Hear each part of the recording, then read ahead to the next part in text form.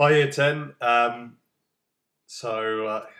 guess this is the new way of teaching on a computer screen. Sorry, this is my desktop, so I'll just move over to the school desktop. I apologise firstly for the hat. Time in lockdown has not been good for my hair, so it has gone wild, and now I just look like an idiot. So that's just generally the look I'm going for. So I apologise for that, but so done. Okay. So anyway. So I wanted to do our first video lesson for you, as I thought this is the way that we've been asked to go, and I actually think they are. I think they are good, and they can be really simple. So I actually think for this lesson, this will be a good place to start because this actually does need a bit of explaining. So let me just begin. So this lesson is called Health and Safety. That does sound boring, but it is something that you need to do as part of media, and actually it can be really interesting depending on what you do. So we're going to do with the starter. So the first slide on the PowerPoint, the first slide you will see, the lesson PowerPoint that is, is imagine you are about to film a car chase scene in the centre of Hull involving many cast and crew. So just imagine that process that you are part of a big film production team who's filming a car chase. Imagine having to be in charge of health and safety. Well, that's what you get to do. You're going to have to list anything that you think could be dangerous during the shooting of that, the filming of that. And you'll have this PowerPoint, which is like a little document, which is identifying the risk. So it's almost like a risk assessment. And in here, on this left-hand column, you'll write anything that you can think is a risk. Now, I've put 5 boxes. I'd like you to try and fill all 5 boxes. It's quite easy. For example, one could be cars crashing. That seems like a thing that might happen in a car chase. So you could put that, and then you can put car crash in here. One example. Then over here, you could describe what you're going to try and do, your safety measures, to try and stop that from happening. So, like, what could you put in place? Or if it was to happen, what could you do? So I'm sure there's loads of equipment that you could put in the car to make it, if there was a car crash, actually no serious injuries will come to anybody, so that there is body protection, but also maybe choreographing the car chase. So actually it's really planned, really well organised, so that's less likely to happen. Then once you've done that task, you go on to task 2, which is which hazard represents the highest risk and why, and which hazard represents the lowest risk and why. So which one's going to could be the most dangerous, and which one could be the least dangerous out of all of your lists of hazards. So that is just the starter. It's to get you started off learning how to do a risk assessment. Okay, that's everything that we're going to learn in the lesson. So you can read those. It's quite easy. What is a hazard? I'll jot this down because you don't need that. Once you've done that starter, that's that bit done. So what is a hazard? Hazard is something dangerous or risky. So you could take it for a classroom environment. That doesn't seem like the most dangerous place, but risk assessments are done for classrooms. I'm not kidding you. It is things like that. So like computers, electrical, movement, furniture, heating, fire.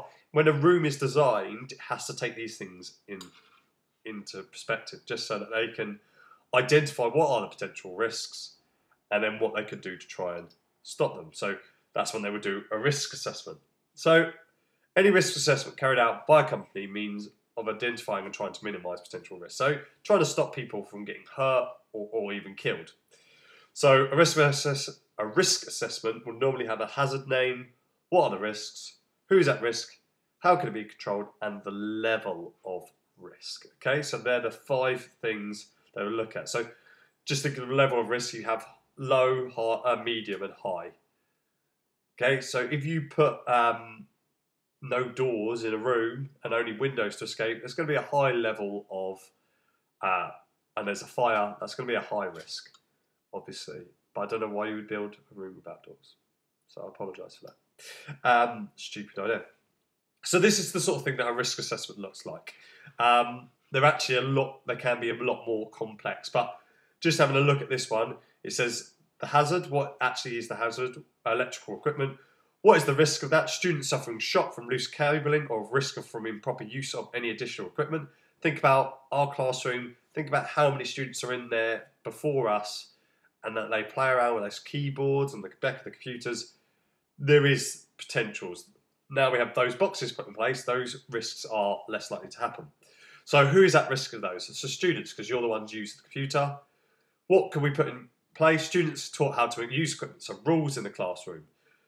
Electrical equipment checked regularly, so the IT guys come and check those computers like nearly on a daily basis. Like when I'm after school working, I usually see them come up. And they'll report, and any report problems I see, I have to report them. So that does usually happen. You might see a pile of mouses or keyboards on my desk, and I report that. But the risk level is low. It's very unlikely to happen because we have got all the checks in place, but also generally it doesn't happen. So anyway, that is one example of that whole list. Do read that whole list. It's just worth looking at. So safe work practices. So so a science lab will also have risk assessments. This is just another idea of what a risk assessment is. So just trying to get your understanding of what a risk assessment is. Because in the exam, you will be asked, what is a risk assessment? Or you'll be asked, how can you assess the risks in this sort of scenario? So think back to that starter. You might have a situation where they're like, there's a car chase scene. What are the risks potentially here? And what are you going to put in place to make sure that it is safe? Okay, so that's a risk assessment. That's part one of this, so of health and safety. The other one is a Recce. So what is a Recce? So you've probably heard of reconnaissance. Can't really pronounce it, but it is something like that, which is why the military will go out and they will check an area for like the enemies. That is my military knowledge down to a T there. Well, that's what you do in terms of in making media products. You will do a recce. If you're doing a filming for a product, you'll go and do a recce of the location to make sure it is safe to go there. So my students, my year 12s and year 13s, they will go and do a recce of the locations they're going to go and check before filming. And they will do it for quite a few reasons, but they will do it for these main reasons. Suitability for filming. Actually, can you film there? Are there any potential problems that you could see happening before you get there? Let's say you're going to do for a bike ride, but actually there's no real path. That might be a potential problem. Maybe you need to find a new location, or maybe you find a different type of bike. Can you actually get to the site easily, or is it like you have to park and you're going to have to walk like a good mile? That's something you have to take into account. Facilities available. If you're outside, you're going to have no facilities, no toilets.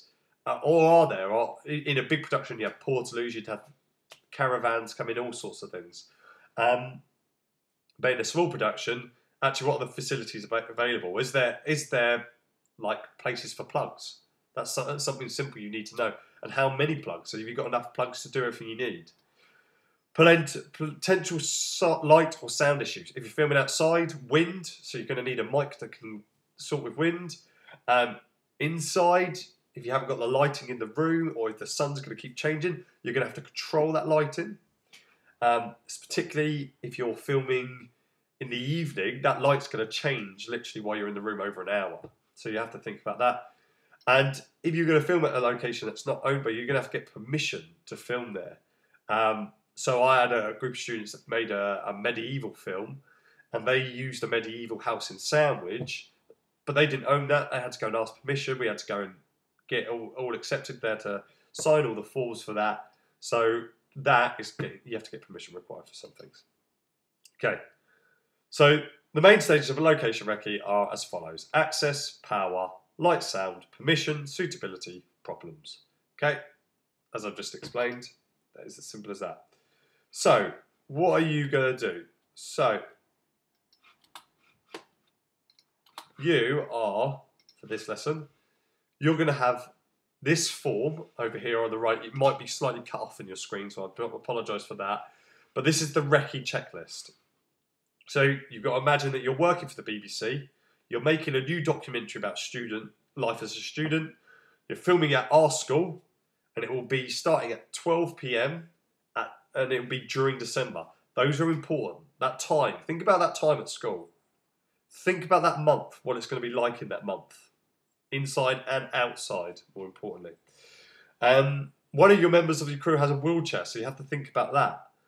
One other thing, the cameras you're filming is an IMAX camera. That's an extremely large camera and has to be transported in a large truck. So those things you're going to have to take into account. So you'd go onto your Recce checklist, and on those checklists, you would just tick off the things that you are going to need for your day of filming. Okay, so it goes all the way over 2 pages. And after this, you just need to check off any sort of notes that you might need to think about. So not so much for the things to take, but maybe talking to people. So who are you going to be filming when you're there? If you're going to be filming students, they're under age 18. So you're going to need to get consent forms filled in. That is one example. And actually, if they're in this documentary, you have to get permission first.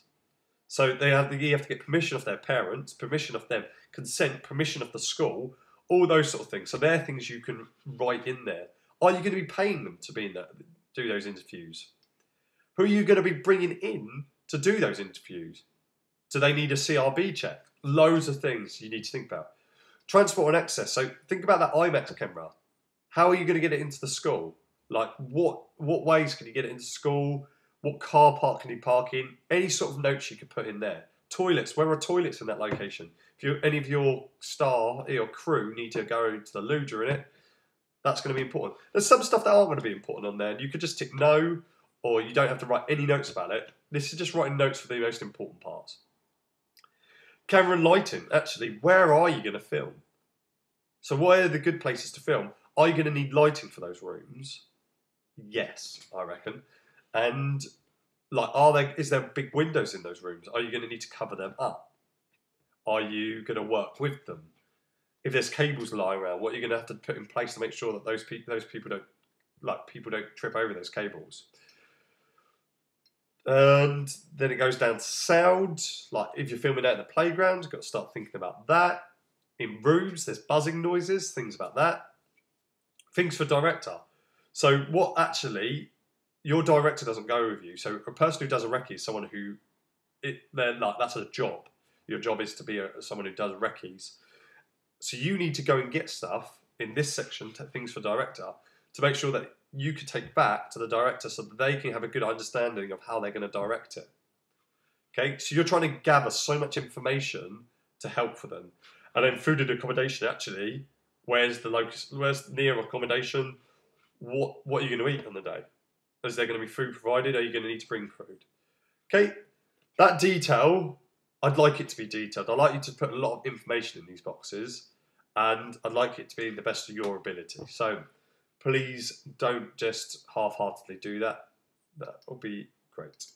And then lastly, the review of the lesson. So this is where you just literally answer these 5 questions based on everything you've learned in that lesson. And that's just for me to understand that you understand it. Simple as that. And that is literally everything. So if you need any other further information, any further help, just email me. But please keep working, guys. Thank you for those that have worked hard. It's going to benefit you because next year when you have an exam, those things you're going to have greater knowledge on than those that aren't. So guys, if you haven't, those lessons are all still there. Jump on it, get that work done. You don't know how much I appreciate the work that's been done by those students that are consistently doing it. And I'm really thankful for your hard work. So I hope you're keeping well. I hope you're all happy. Anything that you need help with, please do email me. And hopefully I'll see you soon.